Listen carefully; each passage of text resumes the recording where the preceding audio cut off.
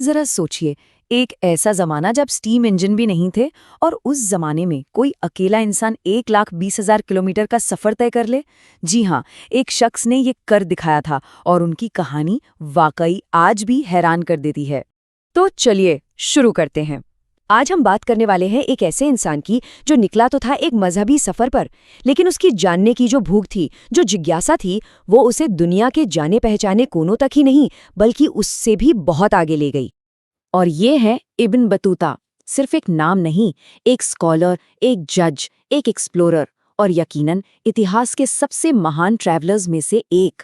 सोचिए, उनका सफर कोई 1-2 साल नहीं बल्कि पूरे 30 साल तक चला, और वो भी 3 अलग-अलग महाद्वीपों में। कहते हैं ना कि हर बड़ा सफर एक छोटे से कदम से ही शुरू होता है। इब्न बतूता के लिए भी वो पहला कदम एक बहुत ही पाक मकसद से उठाया गया था। साल था 1325 और 21 साल का एक नौजवान स्कॉलर अपने घर टैंजियर से निकलता है। उसका मकसद सिर्फ एक था, इस्लाम के सबसे मुकद्दस शहर मक्का जाकर हज करना। ये वो तीर्थ यात्रा है जिसे हर काबिल मुसलमान से जिंदगी में से कम एक बार करने की उम्मीद की जाती है, और उस जमाने में इस सफर में ही करीब 16 महीने लग जाते थे। और ये जो शब्द है ना, ये खुद इब्न बतूता के हैं। इससे पता चलता है कि ये सिर्फ कोई रस्म अदायगी नहीं थी, बल्कि ये उनके दिल की आवाज थी, एक गहरी, निजी और रूहानी खोज। वो अकेले निकल पड़े थे। जरा सोचिए, उस दौर में जब ना कोई सटीक नक्शे थे, ना कोई खास सिक्योरिटी, ये कितनी बड़ी हिम्मत और भरोसे का काम रहा होगा। तो उन्होंने अपनी तीर्थयात्रा तो पूरी कर ली, लेकिन मक्का पहुंचकर उन्हें एक नई रोशनी मिली, एक नई प्रेरणा। और फिर घर लौटने के बजाय उन्होंने पूरी दुनिया को ही अपना घर बना लिया। यही वो टर्निंग पॉइंट था। देखिए, मकसद तो पूरा हो गया था, है ना? लेकिन अब सफर का एक नया जुनून सवार हो चुका था। उन्होंने सोचा, वापस जाकर क्या करना है? दुनिया में देखने को इतना कुछ है। और बस यही वो पल था जब एक तीर्थयात्री एक वर्ल्ड ट्रैवलर बन गया। उनका अगला पड़ाव था इराक और फारस। और बस यहीं से शुरू हुआ उनके सफर का दूसरा और कहीं ज्यादा लंबा दौर। उन्होंने पर्शिया के पुराने शहरों को एक्सप्लोर किया, ईस्ट अफ्रीका के स्वाहिली कोस्ट पर समुद्री जहाज से सफर किया, सोमालिया के पोर्ट्स तक पहुंचे।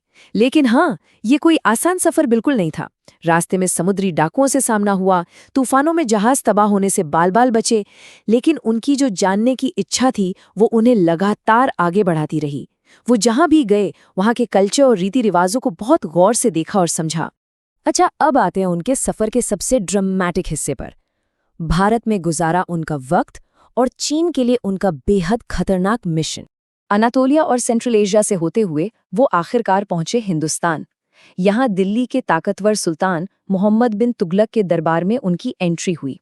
अब तुगलक अपनी अक्लमंदी, दरियादिली और अचानक भड़क जाने वाले गुस्से, तीनों के लिए मशहूर थे।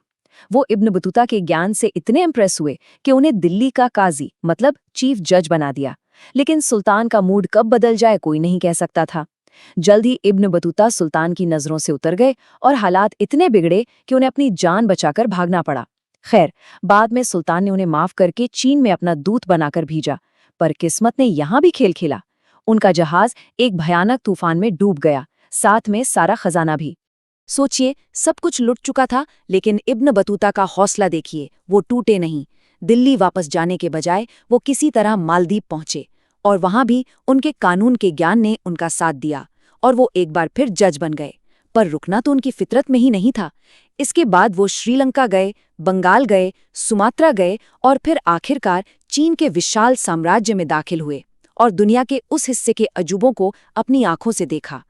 लगभग 30 साल पूरी दुनिया की खाक छानने के बाद इब्न बतूता ने आखिरकार घर वापसी का मन बनाया। अब वक्त आ गया था उनके इस जबरदस्त सफरनामे के आखिरी चैप्टर का। जरा सोचिए उस एहसास को, 30 साल बाद कोई घर लौटे और देखे कि पूरी दुनिया एक भयानक बीमारी की चपेट में है। ब्लैक डेथ यानी प्लेग की महामारी ने उन शहरों को उजाड़ दिया था जो कभी जिंदगी से गुलजार हुआ करते थे। ये उनके सफर का एक बहुत ही संजीदा मोड़ था। लेकिन कमाल देखिए, घर लौटकर भी वो रुके नहीं। इसके बाद भी उन्होंने स्पेन के अंदालुसिया और वेस्ट अफ्रीका में माली सल्तनत का सफर किया। वैसे इब्न बतूता का कोई प्लान नहीं था किताब लिखने का, वो तो बस अपने घर लौट आए थे। लेकिन उनके किस्से, उनकी कहानियां इतनी जबरदस्त थीं कि मोरक्को के सुल्तान ने हुक्म दिया कि इन्हें लिखा जाना चाहिए। और सच कहूं, अगर सुल्तान ने जिद न की होती तो शायद इतिहास के सबसे बड़े सफर की कहानी हमेशा के लिए गुम हो जाती। और यहीं पता चलता है कि उनकी याददाश्त कितनी गजब की थी। ये किताब, जिसे हम रिहला के नाम से जानते हैं, ये सिर्फ एक एडवेंचर स्टोरी नहीं है। ये असल में 14वीं सदी की इस्लामिक दुनिया में झांकने के लिए एक खिड़की है। इससे हमें उस दौर के ट्रेड रूट्स, दरबान की पॉलिटिक्स, समाज के रीति रिवाज, यहाँ तक कि औरतों के हालात के बारे में भी वो जानकारी मिलती है जो कहीं और नहीं है। आज भी ये किताब ज्योग्राफी और एंथ्रोपोलॉजी के लिए एक खजाने की तरह है। तो कुल मिलाकर कितना सफ़र किया उन्होंने?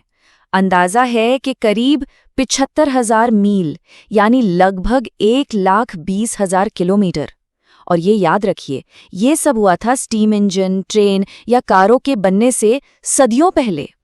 अब इस दूरी को सही से समझने के लिए चलिए इसकी तुलना करते हैं एक और मशहूर ट्रैवलर मार्को पोलो से, जिनका नाम वेस्ट में ज़्यादा लिया जाता है। इब्न बतूता ने न सिर्फ ज़्यादा सालों तक सफ़र किया, बल्कि उन्होंने मार्को पोलो से लगभग 5 गुना ज़्यादा दूरी तय की। मतलब आप स्केल देख रहे हैं, कितना बड़ा फ़र्क है। आखिर में एक बात समझनी होगी, इब्न बतूता सिर्फ एक नाम या कोई रिकॉर्ड नहीं थे। वो एक कॉम्प्लेक्स इंसान थे। एक तरफ वो बहुत मजहबी थे, तो दूसरी तरफ दुनियादारी भी समझते थे। बहादुर थे, लेकिन कभी कभी डरते भी थे। दिल के बड़े थे, लेकिन अपने फायदे का भी ख्याल रखते थे। और शायद यही कॉम्प्लेक्सिटी है जो उनकी कहानी को आज भी इतना दिलचस्प बनाती है। इब्न बतूता की कहानी हमें यही तो सिखाती है कि एक छोटा सा कदम भी एक अविश्वसनीय सफर की शुरुआत बन सकता है। ये दिखाती है कि अगर मन में जानने की इच्छा हो और थोड़ी हिम्मत हो, तो हम उन मंजिलों तक पहुंच सकते हैं जिनके बारे में हमने कभी सोचा भी नहीं होगा। तो सवाल यही है, कौन जाने कौन सी एक छोटी सी ख्वाहिश किसी की जिंदगी की सबसे बड़ी खोज बन जाए।